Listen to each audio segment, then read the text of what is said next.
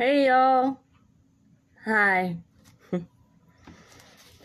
So, Jerome Boyett. This is the actual, well, it's not the actual wanted picture, but this is a printout of the wanted picture from way back then. And, doesn't seem like a whole lot of money, but in today's economy, and today, you know, it'd be quite a bit. Be over, I think I figured up over $12,000. So anyway, for over 2 weeks now, I have been on the hunt of a fugitive named Jerome Boyett. Even after his surrender and death over 80 years ago, he still remains elusive in the Cumberland Plateau. I live in the Cumberland Plateau. I've stopped in here today to invite you guys. Yes, y'all. Anybody that wants to come along. That's why I'm here, to get you to come along. We're going to go on a little adventure to my home state of Tennessee, into a little town called Byrdstown. Del Hollow Lake is in Byrdstown, and it also goes into Kentucky. Saddle up your horses, bring your hard-boiled eggs, cornbread, and canteens of water, and don't forget to pack your banjo, your fiddle, and harmonica. It's going to be an amazing adventure. A very amazing adventure. Friday, April 21st, 1933.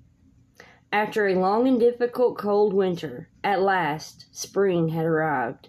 All of the mountain people had came down with a case of spring fever. The excitement of warmer days and birds chirping, flowers starting to sprout, the calm before the storm.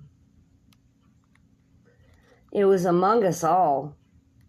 The air smells absolutely amazing this time of year. It all started when Jerome Boyett and his uncle, 55-year-old Albert Boyett,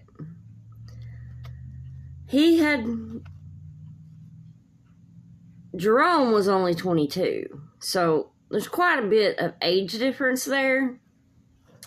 And they had both been drinking, so I'll just throw that in there right away. He had helped with the family business of moonshine since he was knee-high to a grasshopper. Jerome had. He now stood 5'11", with deep blue eyes. He weighed 145 pounds.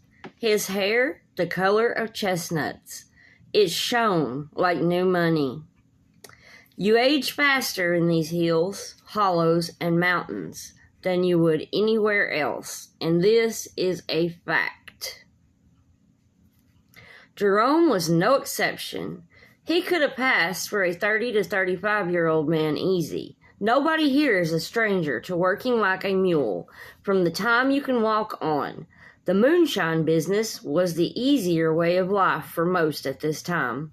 Jerome's uncle Albert was well seasoned in moonshining.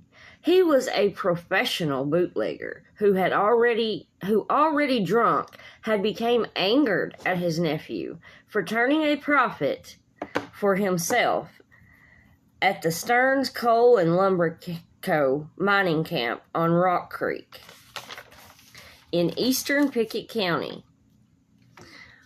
Words quickly turned to fists of rage. Law enforcement was summoned to the camp on a report that someone had been shot and killed as a result of an argument.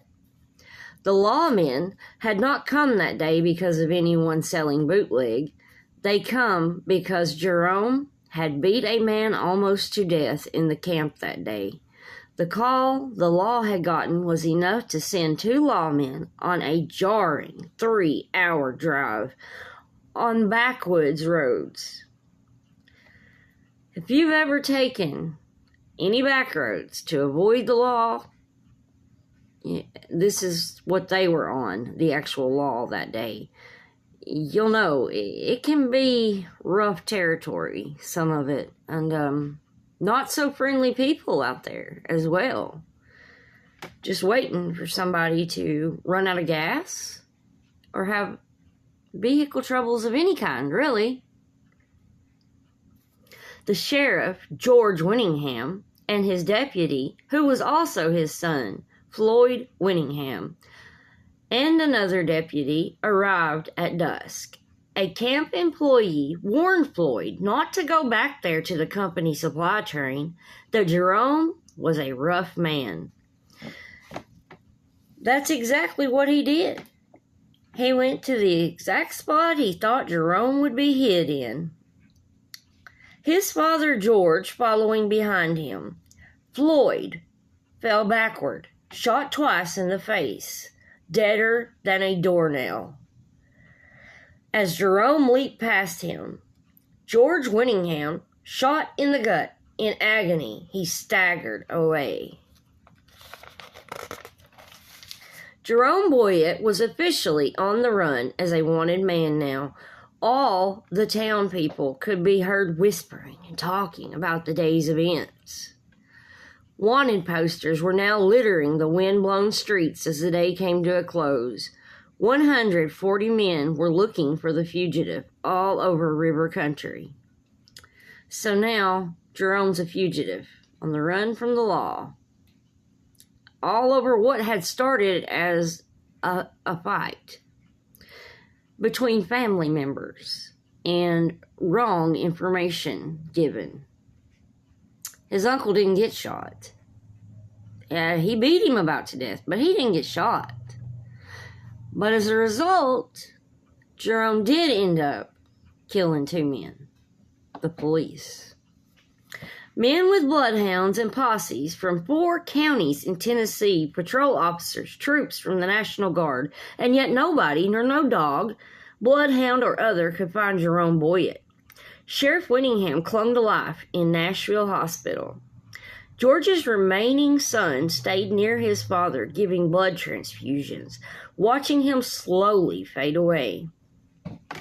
He passed the next night, and that's when Willie George's only remaining son entered the hunt for the now notorious fugitive, Jerome Boyett. Willie was himself a country sheriff in Kentucky. Ain't that something? One son was a deputy, the father the sheriff of Byrdstown, and his other son, the sheriff of Kentucky, in a town in Kentucky. Posses believed they had Jerome surrounded. Don't they always? All routes were being watched.